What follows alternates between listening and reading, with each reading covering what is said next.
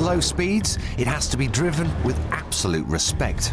Imagine what it's like when you hit its top speed, an adrenaline-soaked 204 miles an hour. It's the new 911 GT2.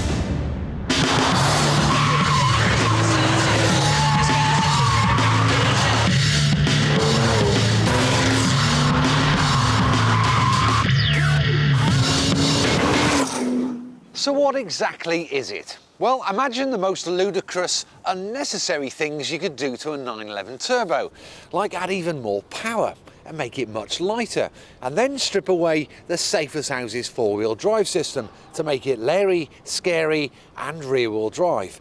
Well, that's exactly what the GT2 is. Wimps and girls need not apply. Previous GT2s have been nicknamed the Widowmaker, as drivers tend to find it tricky staying out of the bushes.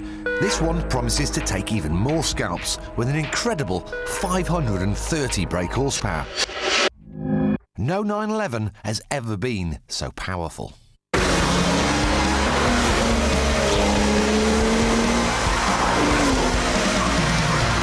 has got the same 3.6 litre, 6-cylinder twin turbocharged engine as the normal turbo. However, it's got more boost and they've given it another 50 horsepower.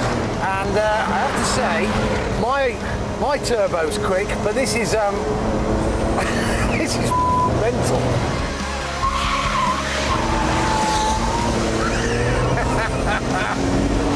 The GT2 is fitted with variable vane turbos, just like the 911 Turbo.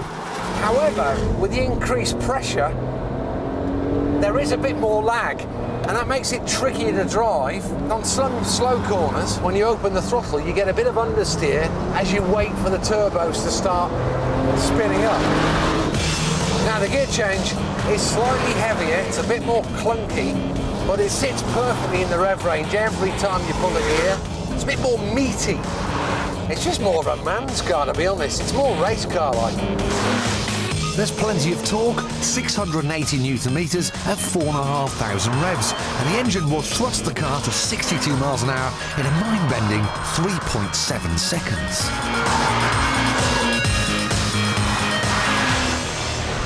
But in order to do that, we need to initiate launch control. So make sure traction control is on, into first gear, clutch fully down, foot flat out on the throttle, computer holds it at 5,000 revs, about 0.89 bar, and then when you're ready, off the clutch.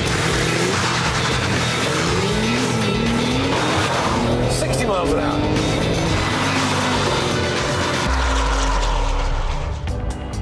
Aside from that launch button, the interior is pretty devoid of baubles and gimmicks. It might not look like you're getting much for a car that cost 131 grand, but a serious fuss-free cabin is just what a car like this needs.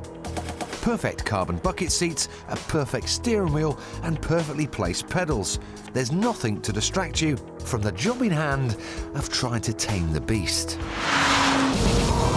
There she goes. The chassis is so well set up, you can make it do whatever you want. It's a bit snappy, but it's fantastic.